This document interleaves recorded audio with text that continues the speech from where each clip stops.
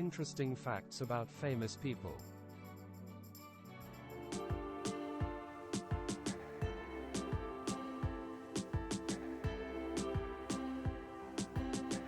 Woody Strode, quote, "If you're a nice guy, you can walk into any room, anywhere in the world." Today we are paying respects to this iconic, strong, and culture-changing actor, multi-talented and disciplined. He brought something positive to everything he did. If you like this video, come and see my many other videos on my channel. The link is in the description. Apologies up front for any mispronunciations of names. Woodrow Wilson Woolwine Strode, 1914 to 1994, was an athlete and actor. With strong African and Native American ancestry, Cree and Blackfoot on his father's side, and Cherokee on his mother's. While some reviewers and historians claim he could have been a more well-known and caste minority actor, if not for his size and physically strong appearance, more along the lines of Sidney Poitier, a contemporary Hollywood of the past and present, still has few positive roles outside of the stereotypical for ethnic males. The roles he was offered fell within those limited, though notable ranges. Some interesting notes. He was one of the first 4 blacks who integrated professional football in 1946. He posed for one of 2 paintings commissioned by Adolf Hitler for the 1936 Olympic Games in Berlin. Reportedly, his favorite film from his career was Sergeant Rutledge, 1960. A close friend of director John Ford from the early 1960s until Ford's death, with Ford having preferred Strode's company over most other actors when the director became ill from cancer. Somewhat controversially, Ford usually waved off claims his films were racist by saying things like, "But my best friend, Woody Strode, is black." According to John Capoya's biography of Gorgeous George, Strode paid him a visit late in 1963 and was shocked and saddened to see the extent of his old friend's decline.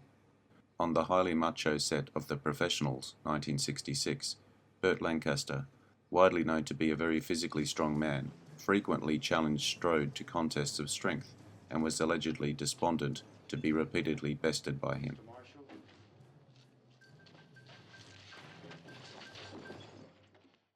Strode served in the United States Army Air Corps during World War II. Producer Walter Mirisch spotted him wrestling and cast him as an African warrior in 1951's The Lion Hunters, one of the Bomber the Jungle Boy series. They wanted him to shave his head, reluctant until they offered him $500 a week. I said, "All right, where are the pluckers?" Then Strode realized, I was out in the world market with my bald head, trapped for life. Finally, it became a way of life. He had roles in 1951's Bride of the Gorilla and African Treasure, another Bomber film, an episode of 1952's Dangerous Assignment, Caribbean, and Androceles and the Lion, playing the lion. "The toughest job I ever had," he later said. Strode was in 1953's City Beneath the Sea, directed by Bud Boticha, and The Royal African Rifles. He also appeared in several episodes of the 1952-54 television series Raymer of the Jungle, portraying an African warrior. A gladiator in 1954's Demetrius and the Gladiators, and was in Jungle Man-Eaters, a Jungle Jim film. He could be seen in The Gambler from Natchez, Jungle Gents, a Bowery Boys movie set in Africa, and The Silver Chalice, all in 1954. In a TV adaptation of Mandrake the Magician, 1954, a pilot for a series that was not picked up, and had small parts in Son of Sinbad, 1955, Soldiers of Fortune, 1955. He appeared once on Johnny Weissmuller's 1955-56 syndicated television series Jungle Jim. Cecil B. DeMille cast him in The Ten Commandments, 1956, as a slave at $500 a week for 5 weeks. They were unable to find anyone to play the Ethiopian king, so Strode was given that role also. He had a supporting role in Tarzan's Fight for Life, 1958, and a small part in The Buccaneer, 1958. In 1959, he portrayed the conflicted, some would say cowardly, Private Franklin in Pork Chop Hill, which brought him critical acclaim. He called it the first dramatic thing that I had done. Strode was next cast in Spartacus, 1960, as the Ethiopian gladiator Draba, in which he has to fight Spartacus, played by Kirk Douglas, to the death. Draba wins the contest, but instead of killing Spartacus, he attacks the Roman military commander who paid for the fight. He is killed, and his death sparks a gladiator rebellion.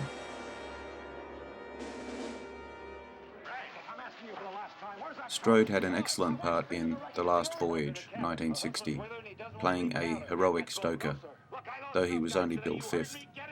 While making Porkchop Hill, he became a close friend of director John Ford. Ford gave Strode the title role in Sergeant Rutledge, 1960, as a member of the 9th Cavalry, who is greatly admired by the other black soldiers in the unit and is falsely accused of the rape and murder of a white woman. The big studios wanted an actor like Sidney Poitier or Harry Belafonte, recalls Strode. And this is not being fastidious, but Mr. Ford defended me. And I don't know that this is going on, he said. Well, they're not tough enough to do what I want Sergeant Rutledge to be. That was a classic, he later said. He had dignity. John Ford put classic words in my mouth.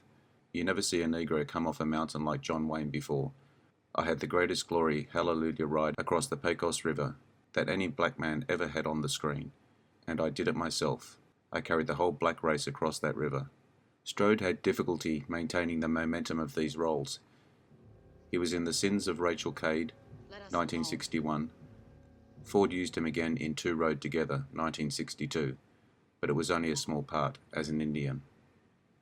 He had a bigger role in The Man Who Shot Liberty Valance, 1962, for Ford, playing Pompey, John Wayne's hired hand. In the film, Strode's character recites the Declaration of Independence, but apologizes for forgetting the phrase, "All men are created equal," a poignant line for the 1962 audience. Pompey, Strode, physically carries and thereby saves a drunken, suicidal John Wayne from his burning home. In 1963, he was cast opposite Jock Mahoney's Tarzan, as both the dying leader of an unnamed Asian country and that leader's unsavory brother Khan in Tarzan's Three Challenges. He had roles in the features Genghis Khan, 1965, and Seven Women, 1966, the latter the last film he made for Ford. Strode was very close to the director. He treated me like a son, said Strode. I had a certain amount of crudeness that went back 100 years, and that's what he liked.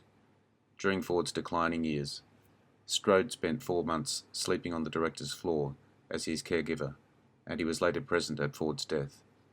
Strode landed a major starring role as an expert archer and soldier of fortune in the 1966 western, The Professionals. His name was the only one of the 4 professionals that was left off the movie poster.